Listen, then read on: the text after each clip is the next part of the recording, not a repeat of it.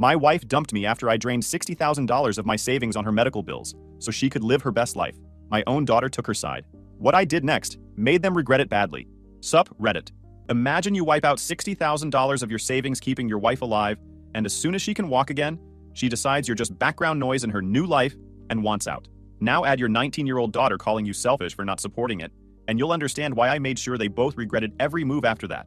I, 47 male, married my wife Marla, 46 female, for 23 years. We have 2 kids. A life that wasn't perfect, but was ours.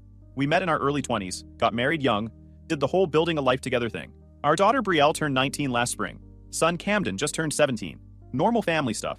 Weekend barbecues, helping with homework, arguing about whose turn it was to take out the trash. Marla was a nurse at the county hospital until she went part-time when the kids were little, then eventually stopped working altogether about 8 years back. Said she wanted to focus on the home, on the kids. I didn't fight it. We were doing fine on my income, and honestly, having her handle everything at home made my life easier. Then Marla drove her car into a concrete barrier at 60 miles an hour. It was a Tuesday afternoon. She was heading to some yoga class she'd started going to, except she never made it. The call came from the hospital where she used to work. One of her old co-workers recognized her when they brought her in. Multiple injuries, emergency surgery, the works. I grabbed my keys and broke every speed limit getting there. The surgeon told me she was lucky. Lucky. She had a shattered pelvis, broken ribs, internal bleeding, head trauma. But she was alive, and she'd probably walk again with enough physical therapy. Probably. That word hung in the air like a threat. I called the kids. Brielle drove home from college. Camden left school early. We sat in that hospital waiting room for hours, then days, watching machines breathe for Marla, while doctors threw around words like critical and touch and go. She woke up after 5 days, confused, in pain, but awake. The relief nearly knocked me over. I sat by her bed holding her hand, telling her everything was going to be okay. We'd get through this. The kids were here. We were all here. The hospital bills started arriving while Marla was still in the ICU. Insurance covered some of it, but we had that high deductible plan because it was cheaper monthly, and we'd never needed it for anything serious before. Turns out, serious comes with a price tag that'll make you physically ill. $15,000 for the ambulance and ER, $32,000 for the first surgery, another $20,000 for the second. ICU costs stacking up by the day. Then rehab, physical therapy, medications, follow-up appointments. The numbers just kept climbing. I paid everything. Took out a loan against my 401k. Drained our regular savings. Maxed out 2 credit cards.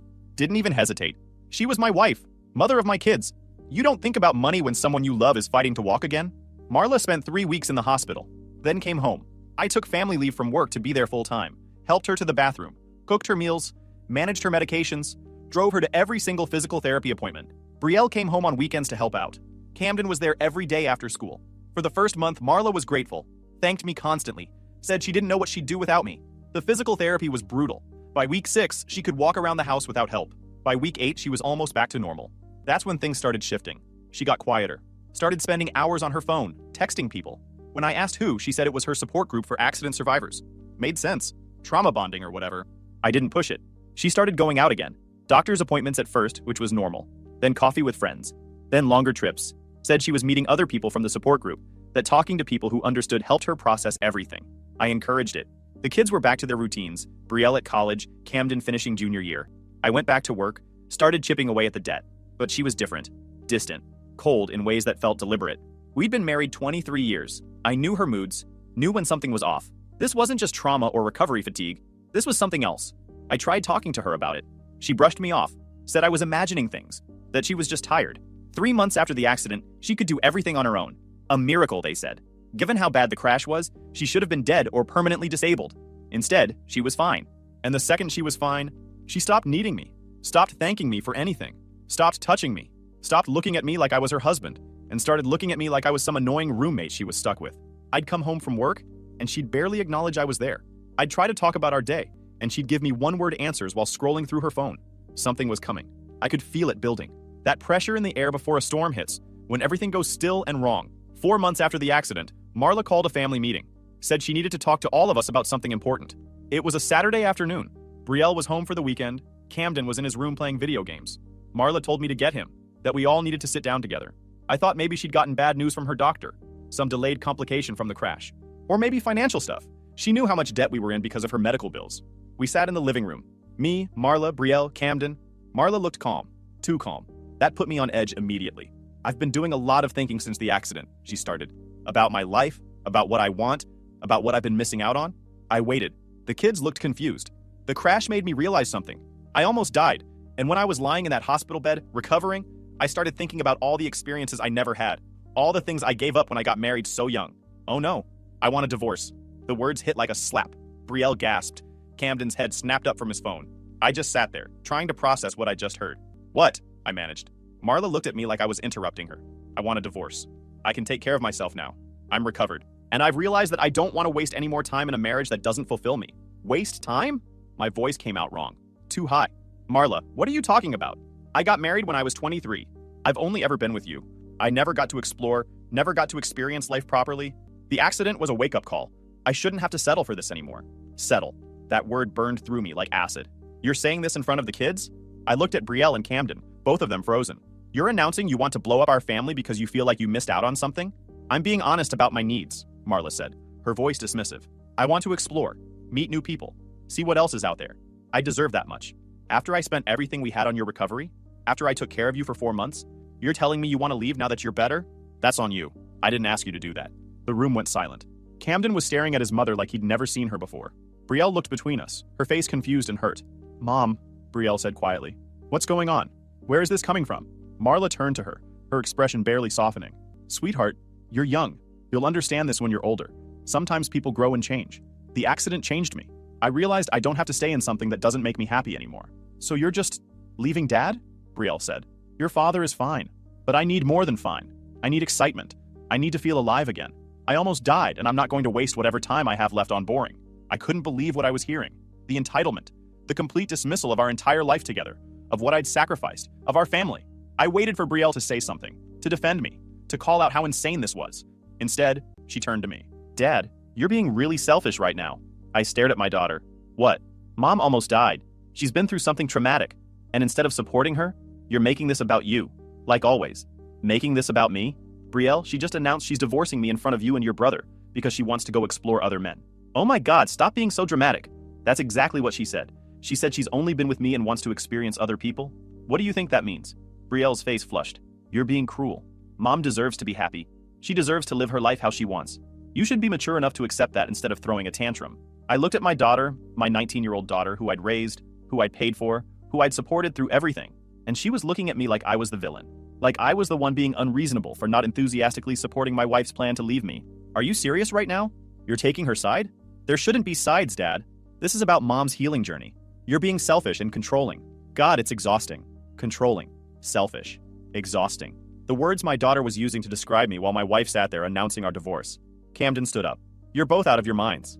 Everyone looked at him. Mom? You're seriously doing this? Camden's voice was hard. Dad took care of you every single day. He went into debt for you. And now you're just leaving because you want to hook up with other guys? Camden, that's not... Marla started. Yes, it is. That's exactly what you're saying. And you... He turned to Brielle. You're really going to sit here and call Dad selfish when he's the one who's been there for everyone? When Mom is the one blowing up our family because she wants to mess around? Don't talk to me like that, Brielle snapped. You're too young to understand this. You're a child. I understand that Mom's being a terrible person, and you're supporting her because you're just like her. Brielle stood up, her face red. Forget you, Camden. Both of you, stop, Marla said, but there was no real authority in her voice. She looked at me. This is exactly why I wanted to talk about this as a family, so we could all move forward together. Be adults. I stood up. My hands were shaking, but my voice came out cold and clear.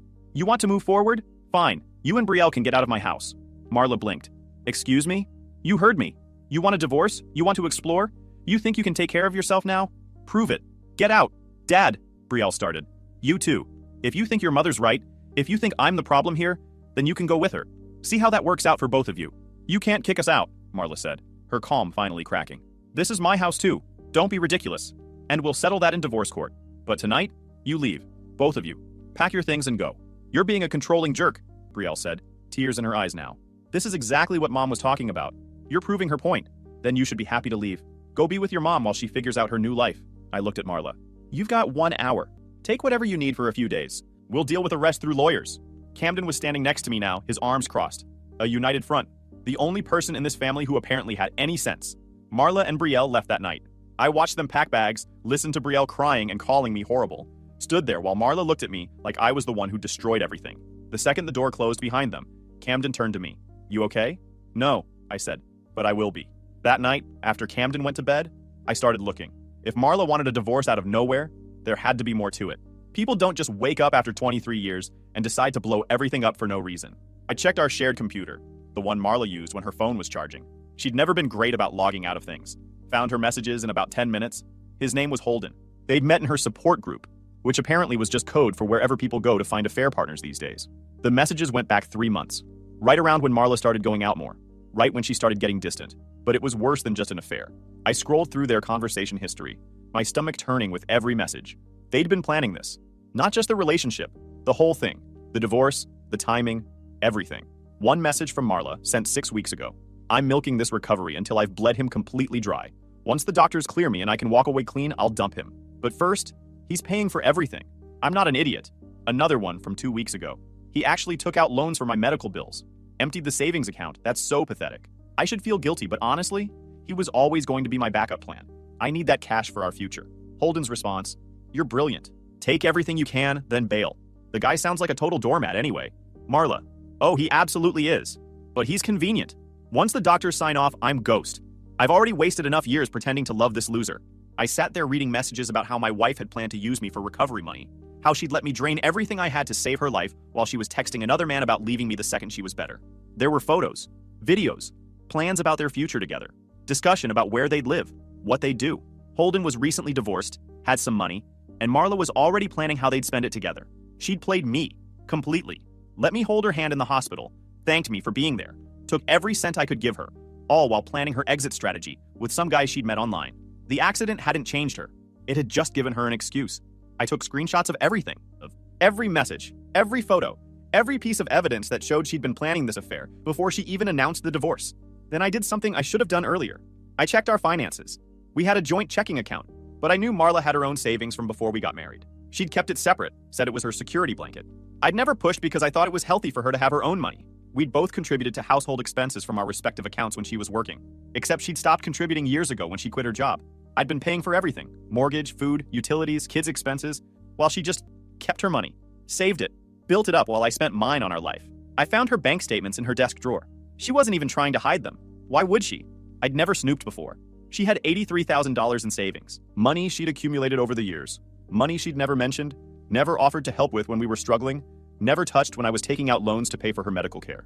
While I drained my accounts and maxed my credit cards to save her life, she'd been sitting on a pile of cash and planning her escape with another man. The rage that hit me was cold. Not hot and explosive, cold and calculating. She'd used me, manipulated me, let me destroy my financial security while she protected hers. Also, she could leave me the second she didn't need me anymore. I called a lawyer first thing Monday morning. Here's something I hadn't thought about in years. We had a prenup. Marla had insisted on it before we got married.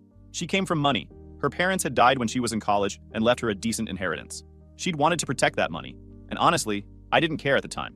I wasn't marrying her for her money. So we signed a prenup that basically said what was hers before marriage stayed hers, what was mine stayed mine. But there was a clause. A clause I'd completely forgotten about because I never thought it would matter. If either party committed adultery, the prenup was void. Everything became marital property, split 50-50. My lawyer laid it out for me. The irony was beautiful. Marla had insisted on that prenup to protect her money, and her affair had just made all of it fair game. File everything, I told him. Divorce petition, asset disclosure, all of it. I want her served by the end of the week. What about your daughter? What about her? She's over 18. But if you're planning to cut contact, I'm planning to cut her out of my will. That's legal, right? He nodded. It is.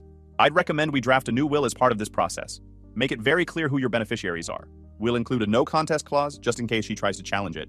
Just Camden. Everything goes to him. Not a problem. We spent the next hour going over everything. The evidence, the timeline, the settlement I wanted. My lawyer was thorough, and by the time I left his office, I felt something I hadn't felt in months. Control. The papers were served to Marla on Thursday. She was staying with Brielle at some apartment they'd rented together. I know because Camden told me. He was still in contact with his sister, trying to get her to see reason. It wasn't working, but he tried. Marla called me 30 minutes after the process server left. I let it go to voicemail. What the heck is this? You're claiming I had an affair? You're trying to void our prenup? This is insane. Call me back. We need to talk about this. I deleted it. She called again, and again. Then Brielle started calling. I put my phone on mute. Camden came to me that night. Brielle's losing it. She's saying you're making false accusations against Mom. They're not false. I have proof. I know. I told her that. She doesn't want to hear it. Not my problem anymore. He hesitated. She asked if you talked to her. No. Dad, Camden, you're the only one in this family who stood by me. But your sister made her choice. She called me selfish and controlling for not supporting your mother's affair. She chose Mom's side, so she can deal with Mom's consequences. He nodded slowly. Okay, Just wanted to ask. 2 weeks later, Camden came home from school looking rattled. What's wrong? I asked. He dropped his backpack. Brielle knows about the will. I'd been expecting this. How? Mom told her. I guess your lawyer sent over the financial disclosure stuff, and the new will was in there. Brielle called me freaking out. What did she say? That you can't do this to her. That she's your daughter and you're punishing her for supporting Mom. That it's not fair. He paused. She's really angry, Dad. She made her choice. I know. I'm just warning you. She's talking about doing something. Like what? Camden shrugged. She wouldn't say, but she was talking to Mom when she called me, and they were both real worked up about it. The cops showed up 3 days later. I was home alone when the doorbell rang. 2 officers, a man and a woman, both looking serious. Are you the homeowner? The male officer asked. Yeah, what's this about? We need to ask you some questions about an allegation that's been made. Can we come in? My stomach dropped, but I kept my face neutral. What kind of allegation? Domestic violence. Your daughter filed a report claiming you physically assaulted your wife during her recovery from a car accident. For a second, I couldn't process what I just heard. Then it hit me. Brielle had actually done it. She'd filed a false police report. That's completely false, I said, my voice steady. My wife and I are currently going through a divorce. This is retaliation. We still need to ask you some questions, sir. I let them in. Sat down in my living room while they asked me about Marla's recovery, about our relationship, about whether I'd ever been physical with her. I answered every question calmly, clearly, and watched them take notes. Where were you on the dates listed in the report? The female officer asked. I pulled out my phone, showed them my work schedule, my calendar with every physical therapy appointment I'd driven Marla to, the family leave documentation from my job showing I'd taken time off to care for her. I have medical records too, I said, from every doctor's visit, every therapy session. If I'd been hurting her, the medical professionals would have seen signs. They documented everything. The officers exchanged a look. We'll need to follow up on this, the male officer said, but we appreciate your cooperation. After they left, I called my lawyer. Brielle filed a police report claiming I abused Marla during her recovery. There was a pause. She what? Cops just left. They questioned me about it. I showed them everything. Work records, medical documentation, calendar. But this is going to be a problem for the divorce, isn't it? It's going to be a problem for Brielle, my lawyer said, his voice hard. False reporting is a crime. And if she's doing this to influence the divorce proceedings, that's even worse. Do you have any proof she's lying? Camden. He was here the whole time. He can testify I never laid a hand on Marla. Good. We'll need his statement. Also, I want to subpoena Marla's medical records from the hospital and all her therapy appointments. If there was abuse, there would be documentation. The absence of that documentation proves Brielle's lying. What about the divorce timeline? This might actually help us. It shows how far they're willing to go to discredit you. We can use this. The next week was a nightmare. The police investigation meant I had to give multiple statements, had to let them interview Camden, had to provide access to financial records showing every payment I'd made for Marla's care. Camden was solid. Told them exactly what happened, that I'd been there every day, that I'd never been anything but supportive, that he'd never seen me be physical with his mother in any way. Brielle's lying, Camden told the detectives. She's mad because Dad cut her out of his will. This is revenge. They took his statement. Then, they went to interview Brielle and Marla. My lawyer got the transcripts a week later. Brielle's story fell apart immediately. She said it happened on a Tuesday night. I was at work that Tuesday, with 30 people who could confirm I was there until 8 o'clock. She said I'd hit Marla in front of her, but Brielle was only home on weekends during Marla's recovery, and I had receipts from taking Marla to therapy appointments on 3 of the 4 weekends Brielle claimed to have witnessed abuse. Then they talked to Marla, and Marla backed Brielle's story. Every single lie. Even when the detectives pointed out the timeline didn't make sense, even when they showed her the medical records with no signs of abuse, she insisted it happened. That's when I knew. They'd planned this together. Mother and daughter, coordinating a false accusation because Brielle was losing her inheritance. That stung worse than anything else. My own daughter was willing to destroy my reputation, potentially send me to jail, all because she wanted money. My lawyer called me 2 days later. His voice had that edge that meant good news. Camden showed me something interesting. Brielle's old laptop, the one she left at your house when she moved out. He'd been using it for schoolwork. Turns out she never logged out of her messages. And she coordinated the whole thing with Marla over text. He printed them for me. Messages from right after she found out about the will change. We need to do something about Dad. I have an idea. Then they met in person. 3 days later, Brielle files the report. I sat back. So it's documented that they planned this? Oh, it's better than that. After Brielle filed the report, Marla texted her, "Do you think this will be enough to get his money?" Brielle responded, "It has to be. I'm not losing everything because he's being petty." They put that in writing. The detectives wrapped up their investigation and referred the case to the district attorney. It took another 3 weeks, but the DA's office reviewed the evidence and decided to file criminal charges. Filing a false police report, conspiracy, possibly obstruction of justice. And for our purposes, this destroys any credibility they have in divorce court. What about Brielle's claim? The police are closing the investigation. No evidence, contradictory statements, proof of coordination. It's done. But we're going to make sure the judge in your divorce case sees every bit of this. The divorce hearing was scheduled for 3 weeks later. My lawyer filed a motion to introduce the police investigation as evidence of Marla's character and credibility. Marla's lawyer tried to block it, claimed it was prejudicial, that it wasn't relevant to the divorce proceedings. The judge read through the police reports, looked at the text messages between Marla and Brielle, and denied the motion to exclude. This goes directly to the character of the parties involved, the judge said. It stays in. The day of the hearing, I sat at the table with my lawyer and waited. Marla walked in with her attorney, saw me, and immediately looked away. Brielle wasn't there. She'd been advised by her own lawyer not to come, since she was potentially facing criminal charges. The hearing took 2 hours. My lawyer presented everything. The affair, the messages where Marla admitted to using me for money, the financial records showing I'd drained my savings while she hoarded hers, the timeline of her planning to leave the second she was recovered. Then he brought up the false police report. Marla's lawyer objected. The judge overruled. My lawyer showed everything. Your Honor, this demonstrates a pattern of manipulative behavior, my lawyer said. Mrs. Marla allowed her husband to deplete his finances to save her life while she was already planning to leave him. When he discovered her affair and filed for divorce, she supported their daughter in filing a false police report to damage his credibility. This is someone who will say or do anything to avoid the consequences of her own choices. The judge looked at Marla. Do you have a response to these allegations? Marla's lawyer stood up. Your Honor, my client maintains that the police investigation was flawed and that her daughter's concerns were legitimate. Her daughter texted her asking if a false police report would be enough to get his money, the judge said, reading from the transcript. That doesn't sound like legitimate concerns. That sounds like fraud. Marla's lawyer sat down.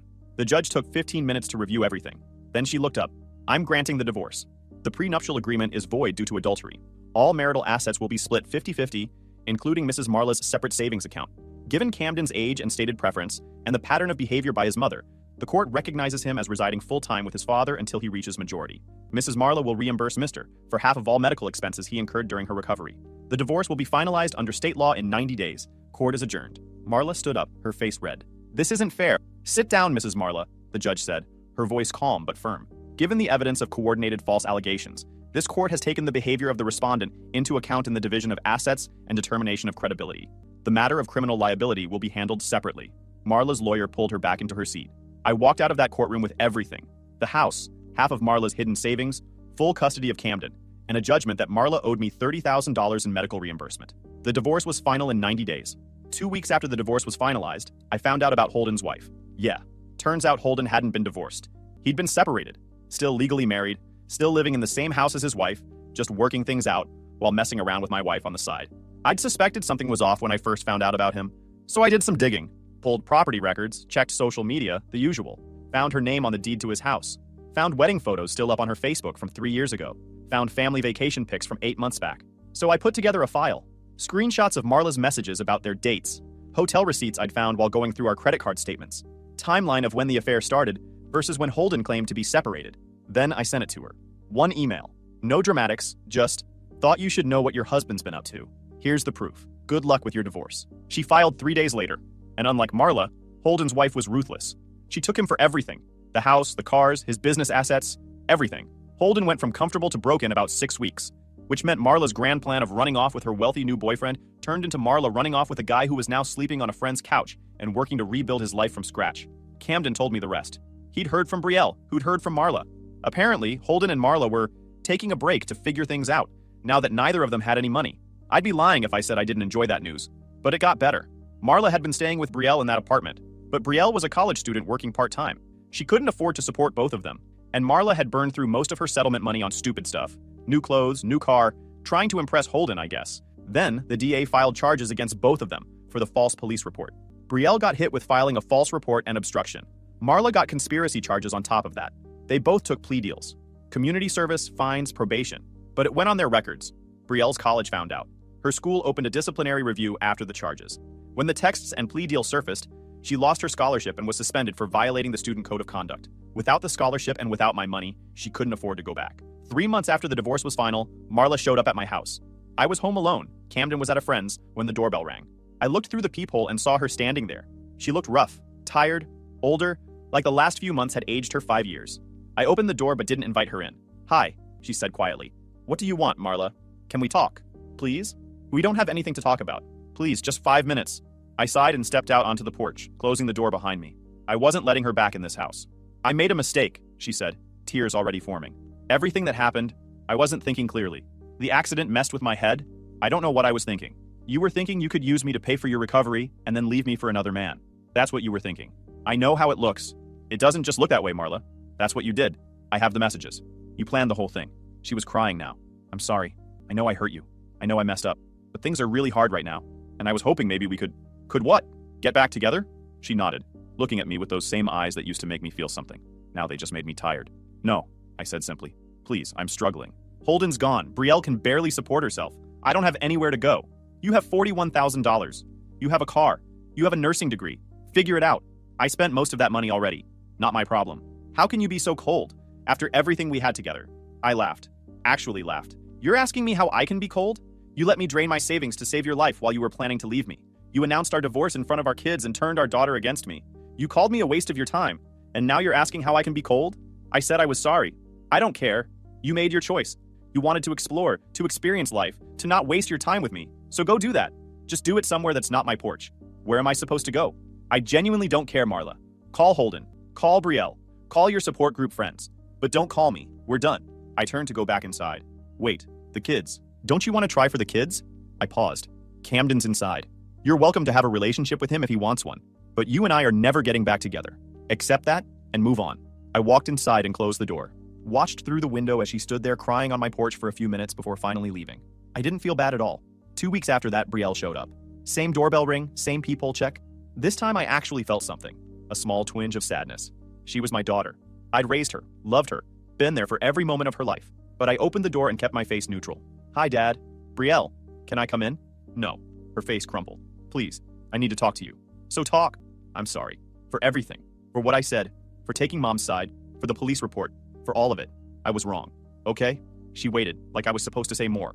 When I didn't, she kept going. I heard about the will. Camden told me you cut me out. That's correct. Dad, please. I know I messed up, but I'm your daughter. You're an adult who made adult choices. You called me selfish and controlling for not supporting your mother's affair. You filed a false police report against me.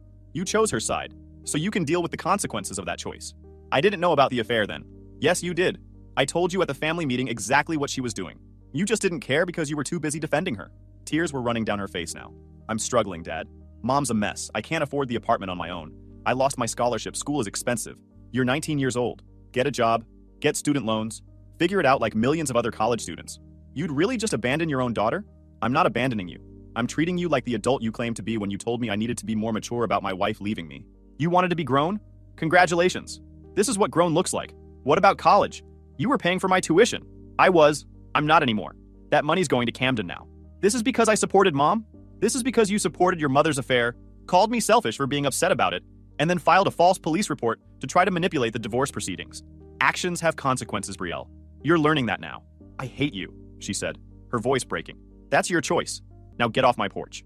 I closed the door, stood there listening to her cry outside for a few minutes before she finally left. Camden came downstairs. He'd been in his room the whole time. You okay? Yeah, I said, and meant it. I'm okay. They made their choices. I made mine, and I'm sleeping just fine at night.